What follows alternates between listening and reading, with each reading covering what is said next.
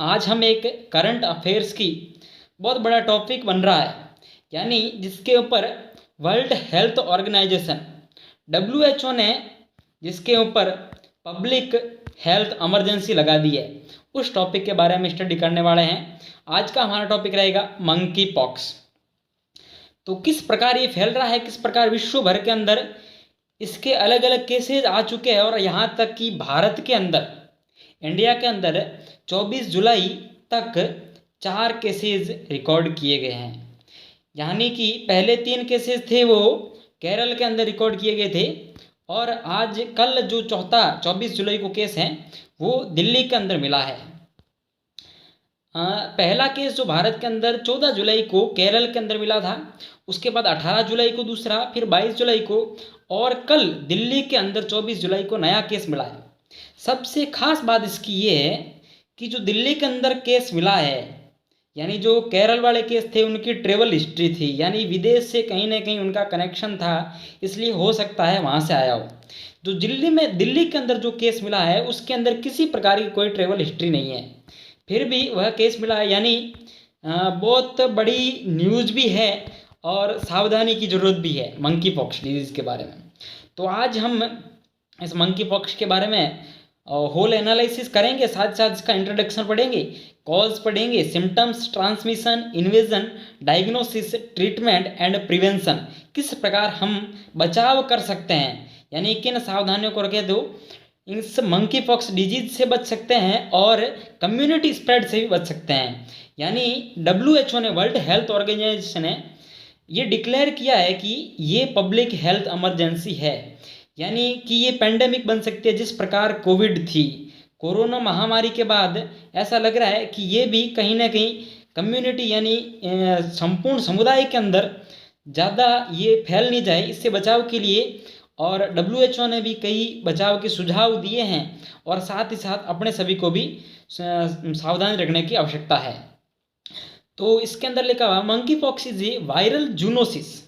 यहाँ एक वर्ड है जूनोसिस। जूनोसिस यानी एक ऐसी टर्म है जिसके अंदर एनिमल्स के द्वारा, और जो वायरस है या डिजीज है वह ह्यूमंस के अंदर फैलती है। इसके अंदर मंकी पॉक्स नाम से अपने को समझ आ रहा है कि जो मंकी है यानी बंदरों से जो ये इन्वेजिव हुई और ये ह्यूमंस के अंदर भी फैल रही हैं, तो इसलिए इसको जूनोसिस डिजीज का है। A virus transmitted to humans from animals, यानी एनिमल्स से ह्यूमंस के अंदर ट्रांसमिट हो रहा है, with symptoms similar to those seen in the past in smallpox patients. यानी कि आप जो स्लाइड देखी थी, पहली स्लाइड, इस स्लाइड के अंदर आप देख पा रहे हैं कि स्लाइड के अंदर स्मॉल पॉक्स, यानी जिसको अपने रीजनल लैंग्वेज के अंदर हमारे राजस्थान में छोटी माता जिसको बोलते हैं, तो उसी प्रकार के ये जो लेसन्स टाइप है या फफोले टाइप है, ये हो जाते हैं इस मंकी पॉक्स डिजीज़ के अंदर भी। और जैसे छोटी माता बड़ी पोता, स्मॉल पॉक्स, चिकन पॉक्स, उसी प्रकार का सिमिलर ये मंकी पॉक्स डिजीज हैं। तो ये इस प्रकार के सिम्टम इसके अंदर दिख रहे हैं, with symptom similar to those seen in the past in smallpox patients, all through limit is clinically less severe.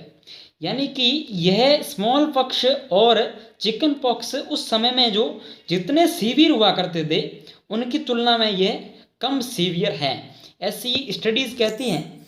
और जहाँ तक कि देखा जाए कि ये डिजीज़ हैं, यहाँ तक कि जो कंट्रीज़ हैं 80 से ज़्यादा देशों के अंदर, 80 कंट्रीज़ के अंदर ये फैल चुकी है।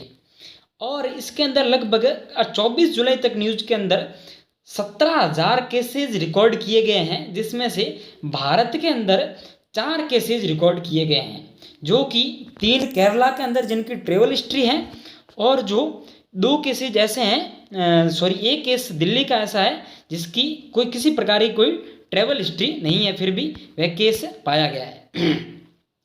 तो आज हम इसके बारे में होल एनालिसिस करेंगे। इस स्लाइड के अंदर चर्चा में क्यों है, इसका कारण आप समझ रहे हैं कि WHO ने डिक्लेयर किया है कि पब्लिक हेल्थ इमरजेंसी लगा दी जाए, और इस डिजीज़ के बारे में ज़्यादा सावधानी बरतने की आवश्यकता है। दूसरा है कि मंकी पॉक्स विषाणु के बारे में, ये वायरस क्या है और किस प्रकार फैलता है। तीसरा, कैसे फैलता है। चौथा, इसके क्या लक्षण है, यानी साइन एंड सिम्टम्स क्या है। और नेक्स्ट है उपचार और निदान, यानी इसका क्या ट्रीटमेंट है और क्या इसका प्रिवेंशन है, किस प्रकार बचाव किया जा सकता है। इस स्लाइड के अंदर देख रहे हैं, मंकी पॉक्स विषाणु की खोज सर्वप्रथम वर्ष 1958 में उस वक्त की गई थी जब शोध के लिए रखे गए बंदरों में चेचक के लक्षण सामने आए थे। यानी जब स्मॉल पॉक्स अपने पीक पॉइंट पर था उस समय 1958 के अंदर, और लेबोरेटरी के अंदर कुछ बंदरों को रखा गया था। उन बंदरों से और ये मंकी पॉक्स नाम का नया वायरस जनरेट हुआ और ये फैलने लगा। उसके बाद इस स्लाइड के अंदर अपने देख पा रहे हैं कि इसी कारण से इस विषाणु का नाम मंकी पॉक्स रखा गया। मंकी पॉक्स विषाणु ऑर्थोपॉक्स वायरस वंश के पॉक्स विरिडे परिवार से संबंधित है। यानी ऑर्थोपॉक्स इसका जीनस है। जीनस का नाम क्या है? ऑर्थोपॉक्स इस जीनस का नाम है, ऑर्थोपॉक्स। इस जीनस का जो ये वायरस है ये अलग अलग और वेरिएशंस के साथ अब विभिन्न कंट्रीज के अंदर फैल रहा है। और इसका जो इन्वेजिव है ये सेंट्रल और वेस्ट अफ्रीका कॉन्टिनेंट से और ये इन्वेजिव हो रहा है और विभिन्न यूरोप के अंदर अधिकतर कंट्रीज के अंदर ये फैल चुका है। यहाँ तक कि यहाँ एशिया के कई देशों में भी ये फैल चुका है। यानी मैं बता रहा हूँ 80 कंट्रीज, जिसमें से मोस्टली कंट्रीज अफ्रीकन कंट्रीज हैं और दूसरे एशियन कंट्रीज भी हैं, और साथ में अफ्रीकन कंट्रीज, साउथ में नॉर्थ ईस्ट जो है इसके भी कई कंट्रीज इसमें शामिल हैं। तो इसके अनुसार कि ये जो इसका ऑर्थोपॉक्स वंश है इसके द्वारा ये फैलता है और इसका नाम मंकी पॉक्स है। दूसरा मैं इस जानकारी के साथ आपको बता दूं कि यानी ये जो मंकी पॉक्स है, ये मंकी पॉक्स सबसे पहले 1958 के अंदर इसका इन्वेजिव देखा गया था और 1970 के अंदर फर्स्ट केस मिला था कॉन्गो के अंदर। कॉन्गो नामक एक शहर के अंदर इसका फर्स्ट केस मिला था और जो 7 ईयर ओल्ड, कई जगह 7 ईयर है और कई जगह 9 ईयर ओल्ड बच्ची के अंदर पहला जो केस देखा गया था ह्यूमंस के अंदर। मंकी के अंदर 1958 का इनका इन्वेजिव है। तो इसके बारे में बात कर रहे थे कि ये इसके जो डेफिनेशन ही इंट्रोडक्शन हो गया। और दूसरा इसका कॉज क्या है, तो कॉज के अंदर आपने देख लिया कि ये ऑर्थोपॉक्स वायरस है। ऑर्थोपॉक्स जो ये ऑर्थोपॉक्स है, ये ऑर्थोपॉक्स वंश, इस वंश का जो ये है और इसे मंकी पॉक्स नाम की डिजीज ये फैल रही है। नेक्स्ट अपने बात करें तो इसके सिम्टम्स के बारे में। सबसे पहला सिम्टम्स जो इसका दिख रहा है जो है कि फीवर आता है इसके अंदर। दूसरा क्या है, हेडेक होता है, सर दर्द करता है। तीसरा मसल्स एक्की, यानी मांसपेशियों के अंदर जकड़न सी आ जाती हैं या फिर पूरा शरीर होल बॉडी जो पेन करने लग जाती है। और इसका नेक्स्ट है बैक पेन, यानी जो बैक एरिया है वो पेन करने लगता है। लैक ऑफ एनर्जी, यानी लिथार्जी आ जाएगी या एनर्जी नहीं रहेगी किसी प्रकार, मतलब हर प्रकार की वीकनेस कह सकते हैं रहेगी। और ये नेक्स्ट ये सबसे बड़ा जो कंफर्मेशन का है, यानी कि कंफर्म टेस्ट किस प्रकार है, तो इसमें फर्स्ट पॉइंट ये आता है कि लिम्फ नोड स्वेलिंग, यानी जो लिम्फ नोड है इनकी स्वेलिंग हो जाती है इसके ऊपर जब ये किसी पेशेंट्स के अंदर हो रहा है तो लिम्फ नोड स्वेलिंग। यहाँ पर एक डायग्राम बताया गया जिसके अंदर ये स्किन है, ये मैक्यूल्स है, इस मैक्यूल्स के ऊपर ये स्किन है, ये फ्लैट है। अब स्किन जब मंकी पॉक्स डिजीज यानी मंकी पॉक्स वायरस से जब किसी स्प्रेड हो जाएगा, किसी वो पेशेंट बन जाएगा, तो उसके अंदर जो ये स्किन होगी, मैक्यूल्स होंगे, ये रेज्ड हो जाएंगे। और ये जो येलोइश कलर दिख रहा है ये क्या है कि ग्रुप ऑफ लिम्फ्स, यानी लिम्फ नोड्स बन जाएंगे, ये इसका और लिम्फ नोड्स का बता रखा है। और नेक्स्ट क्या है, इसके अंदर ये जो दिख रहे हैं, ये डायग्राम दिख रहा है आपको, इस डायग्राम के अंदर ये जो धब्बे दिख रहे हैं, छोटी माता अपने देखते हैं, बड़ी माता देखते हैं, तो जिस प्रकार के ये रेसेज होते हैं उसी प्रकार के लगभग सेम से रेसेज इस मंकी पॉक्स डिजीज के अंदर भी देखे गए हैं। ये आप डायग्राम देख रहे हैं, इस इमेज के अंदर ये अलग अलग प्रकार के जो रेसेज हैं या डॉट्स दिख रहे हैं या फुंसियाँ दिख रही हैं, ये अलग अलग फुंसियाँ हैं, ये इसका और ये इसका मतलब कह सकते हैं कॉज हैं, या इस प्रकार की जितने भी इमेज मिले, यानी कि हम एक शक के दायरे में दे सकते हैं या फिर एक अनुमान लगा सकते हैं कि कहीं ना कहीं ये मंकी पॉक्स से रिलेटेड हो सकता है। नेक्स्ट वन अपने बात करें तो सिम्टम्स के अंदर मेनली आएगी headache, Solan lymph nodes, lessons यानी चकते बन जाना, इस प्रकार की ये कंडीशन होती है, उसको लेसन्स बोलते हैं। मसल एक, एक्सोस्टन। एक्सोस्टन यानी जब मतलब किसी प्रकार की छींकें आना या फिर ड्रॉपलेट के माध्यम में और रेस्पिरेटरी ट्रैक्ट में किसी प्रकार की कोई दिक्कत आना। और नेक्स्ट ये फीवर लेकर रखा है। दूसरा मैं इसका इन्वेजन किस प्रकार होता है या किस प्रकार फैल सकता है, इसके अंदर ये सिम्टम्स के अंदर ये अलग अलग स्लाइड्स दे रखी हैं। और सिम्टम्स यहाँ एक अपने मेन सिम्टम देख रहे हैं, ये लिखा है लिम्फ एडिनोपैथी। एडिनोपैथी वर्ड होता है, एडिनोपैथी यानी कि किसी प्रकार की स्वेलिंग हो जाती है, उसको हम एडिनोपैथी कहते हैं।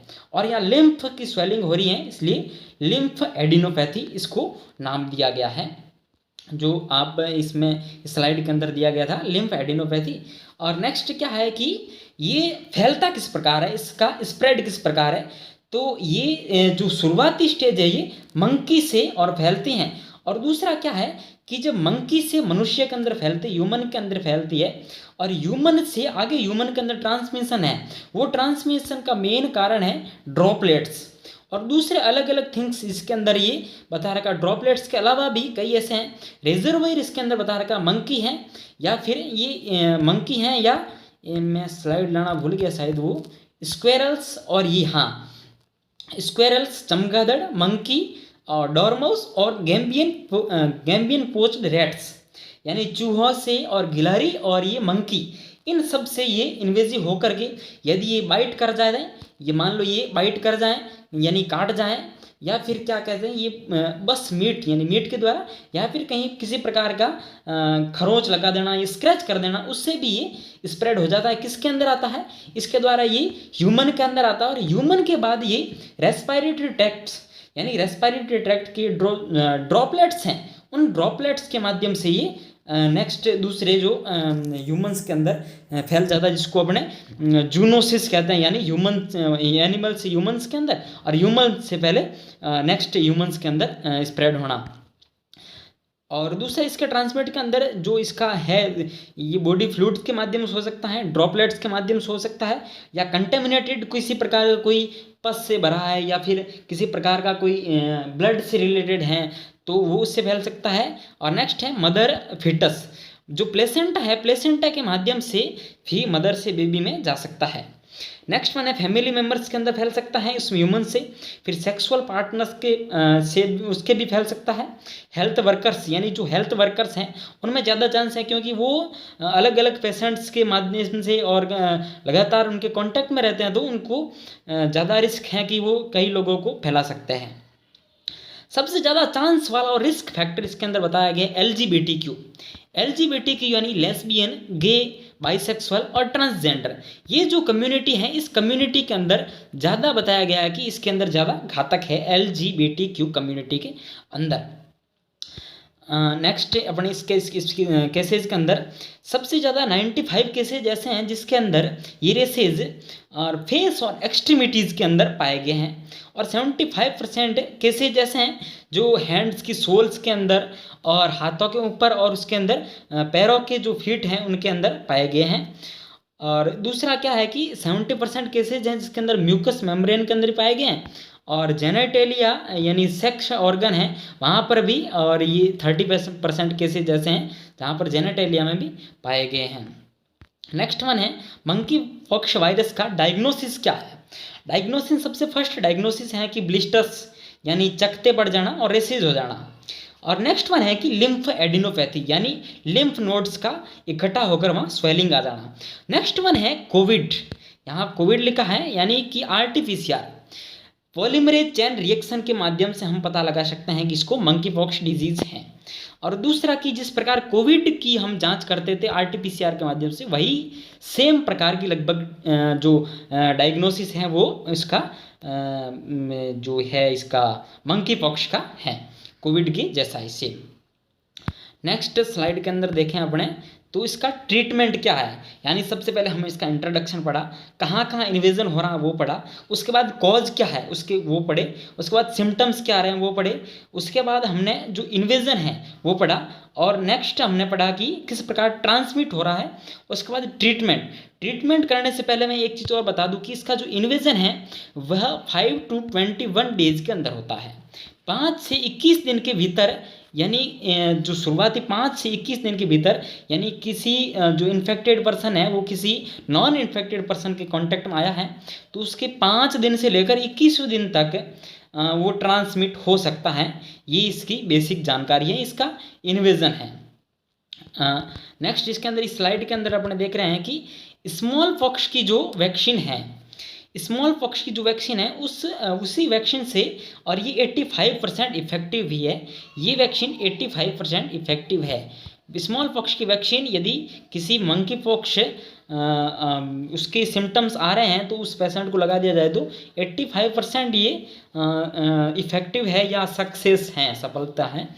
और नेक्स्ट दूसरा अंदर इसके अंदर एक जो ये दिख रही है, इसके अंदर अंकारा स्ट्रेन करके ये नई जो 2019 के अंदर जो इसको और प्रिवेंशन के लिए बनाया गया था, अप्रूव किया गया था 2019 के अंदर, अंकारा स्ट्रेन, इस स्ट्रेन की जो वैक्सीन है ये इसकी पर्टिकुलर मंकी पॉक्स डिजीज़ के लिए बनाई गई थी, मंकी पॉक्स डिजीज़ के लिए। और नेक्स्ट स्लाइड के अंदर अपने देख रहे हैं कि कंपेयर किस प्रकार मंकी यानी मंकी पॉक्स, ये मंकी पॉक्स, ये चिकन पॉक्स और ये मीजल्स, इनको किस प्रकार, तो इसके अंदर जो फीवर देख रहे हैं, ये फीवर है तो इसके अंदर 1 to 3 डेज बिफोर रेस, यानी जो रेसेज है, ब्लिस्टर बन से 1 से 3 दिन पहले तक उसको बुखार आ सकता है। चिकन पॉक्स के अंदर 1 से 2 दिन और मीजल्स के अंदर 3 to 5 डेज। इसके अंदर लगभग तो सेम ही है। दूसरा क्या मेन इंपॉर्टेंट थिंग ये है कि रेस डेवलपमेंट, ये इसके रेसेज डेवलपमेंट ये स्लो होते हैं, धीरे धीरे होते हैं। मैं कह रहा हूँ कि 5 to 21 डेज के अंदर इसका इन्वेजन है। तो इस प्रकार अपने ये देख सकें लिम्फ एडिनोपैथी प्रेजेंट होती है, सबसे मेन चीज़ ये है। और दूसरा क्या है, इसकी कॉज ऑफ डेथ है, डेथ इसके अंदर अप टू 10% है। इसके अंदर जो चिकन पॉक्स के अंदर रेयर है और मीजल्स के अंदर वेरियस वाइड, यानी कि अलग अलग कंट्रीज में इसकी अलग अलग हैं। पर इससे कंपेयर करें तो मंकी पॉक्स की जो डेथ रेट है वो इनकी तुलना में अधिक है। हालांकि ज़्यादा घातक नहीं है पर इसकी तुलना में घातक हैं या अधिक हैं। तो ये सब स्लाइड्स थी इनके बारे में। और ये जो इमेज देख रहे हैं इसके अंदर आप समझ पा रहे हैं कि ये जो मंकी पॉक्स डिजीज़ हैं उसके जो ये सिम्टम, इस प्रकार के ये ब्लिस्टर्स हैं, ये इस प्रकार के ये ब्लिस्टर्स देख रहे हैं, ये इसके अंदर मंकी पॉक्स डिजीज़ के अंदर आते हैं। तो एक बार आप सभी का तहे दिल से, और क्या कहते हैं, क्योंकि ये टॉपिक था और इसको ज़्यादा से ज़्यादा शेयर करें, क्योंकि ज़्यादा जागरूकता होगी, इसके बारे में जानकारी होगी, अच्छे से आपने सुना होगा, समझा होगा।